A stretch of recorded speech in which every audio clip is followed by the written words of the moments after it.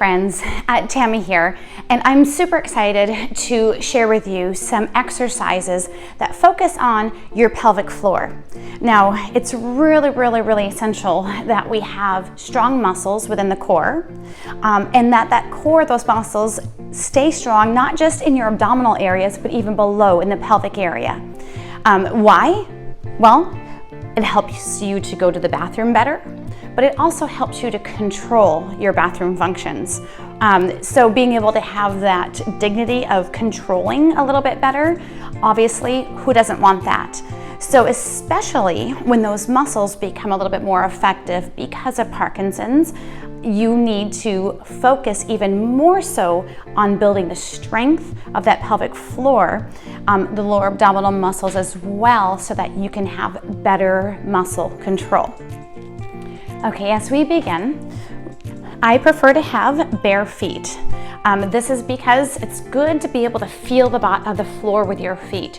So you can put a mat down, like a yoga mat, under your feet if the ground is uncomfortable for the bottom of your feet.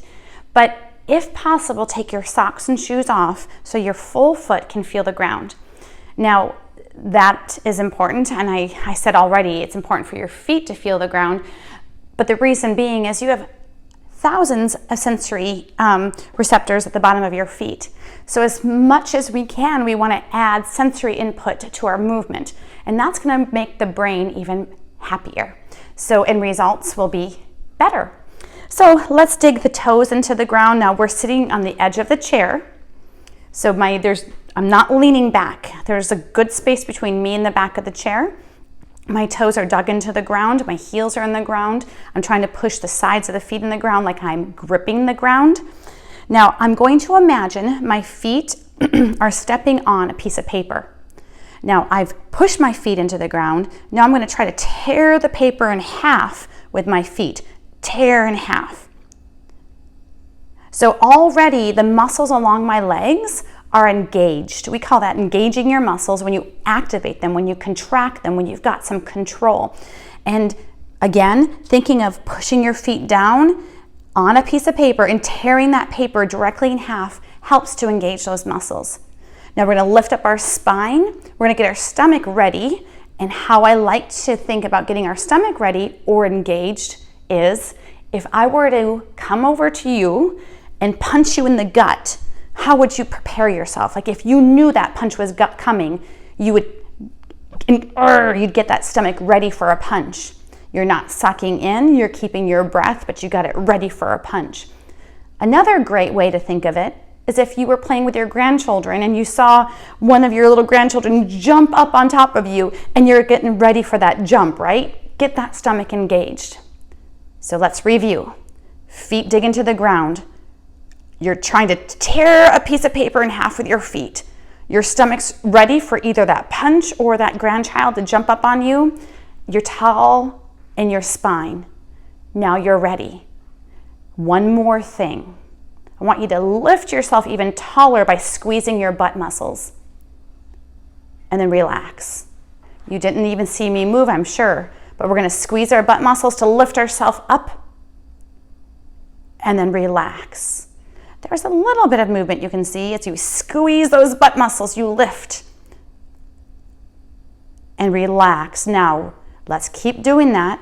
But remember, you're still tearing the paper. You're still ready for that punch. And then you lift and relax. There's lots to think about. From the ground all the way through the body, lift, you're engaged. Now this is important. All those steps, tear, ready for that punch, lift yourself up off the chair with your butt muscles. Those three things are so important to do together. Lift, that is multitasking and it's not easy. You're asking several muscles to work together, and when you do that, that takes a lot of concentration. But here's the beauty of this. We have to concentrate. We have to choose or use our conscious mind over the unconscious. We can. Are you still doing all those steps? Tear, ready, lift, and relax. Now that's the first exercise I want you to keep doing over and over and over again every single day to build your pelvic floor. You have to be very conscious, very deliberate, but I promise you the results are amazing, and you're going to see results right away. And you're going to be more aware of your body in everyday situations, which is super cool too. So we're going to use a towel for this exercise to work the pelvic floor. And we're on the edge of our chair. We're going to bunch up our towel to make it just like a ball. I don't want it to be a tight ball. I don't want you to be organized. I want it to be like a loose ball. We're going to put our feet together and we're going to put it between our knees. Again, we're on the edge of our seat. We're going to lift the upper body. We're going to squeeze the butt muscles so we're high up on our chair. And now let's press that towel really tight. Squeeze the towel together. Is your butt squeezed to lift yourself even taller? Squeeze your knees together, smash that towel, hold, squeeze it for like 5 seconds, and relax. Let's do that again. Squeeze that towel together, squeeze your butt muscles so you're lifted, and relax. Keep that going. Squeeze, butt muscles lift, and relax. Let's do 2 more for this video, but I want you to do probably 10 to 15 every time you do this, and relax. And you can do it, squeeze, lift. You can do this every day. It's not going to be an overuse type of exercise. And relax, squeeze, lift. It's going to be a maintenance and a growth type exercise. So doing it daily, once or maybe twice a day for sets of 15 would be so good for you. And relax. I think this might be the 5th one or the 6th one. A bonus is okay if we did. And relax. That is a great one. You're going to feel your abductor, your adductors, the inner and outer thighs or hip muscles actually more so. And also with your squeezing your butt to lift your glutes. And all those come together to hit the pelvic floor and help you with more control. It's a good one. So let's once again wonky up our towel. I like the word wonky. We're going to scoot back. Maybe your toes are only on the ground. I have to have my heels lifted to have my toes down. I'm not tall enough to have the entire foot on the ground. But you're going to want to have some part of your foot on the ground, either the balls of your feet or your whole foot.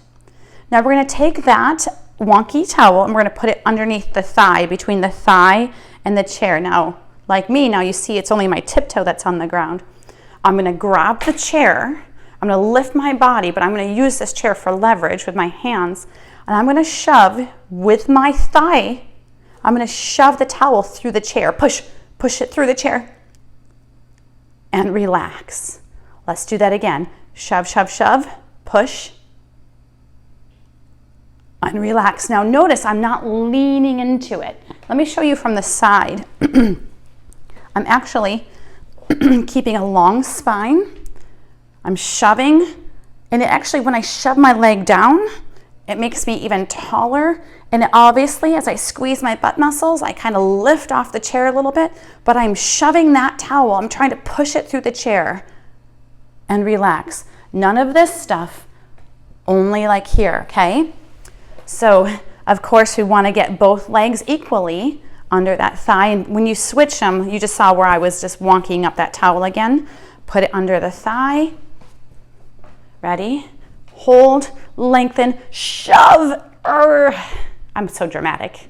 But if you add drama to your exercises or sound effects or imagine something more severe than what you're doing, like literally shoving the towel through the chair, let's do it again. Your muscles will react in kind. They will. So your mind and how you think of exercise and how you think of what you're doing at the moment makes a big difference, relax, on the results of what you're doing. The brain is a brilliant thing. Push down, we're still doing it.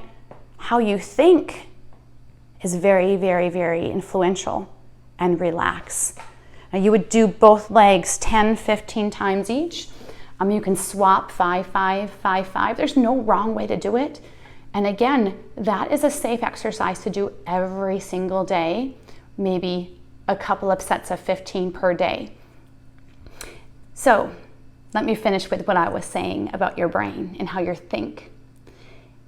How you approach your day and how you think with exercise, right? Or whatever you're doing. You know that affects how you respond and what your day is going to be like. Our thinking, taking captive and control of how we're thinking, it's hard work, but you have control of how you think. So grabbing your thoughts when it comes to exercise, instead of thinking this is hard or this is lame or whatever negative thought might come from in your brain, grab that thought, change it to something that's going to help you be more motivated. For me, it's just acting like I'm doing like something good, kick buttish, right? So when I put this under my thigh, the idea of shoving it through that chair, just pushing it down through the chair into the ground, I don't know, that's just kind of a fun thought. But do the thought, do the thinking that excites you, all right? That's so important. So those are 3 exercises that make a huge difference to your pelvic floor, and you can do those every day, as I said. All right, guys, I'll talk to you later.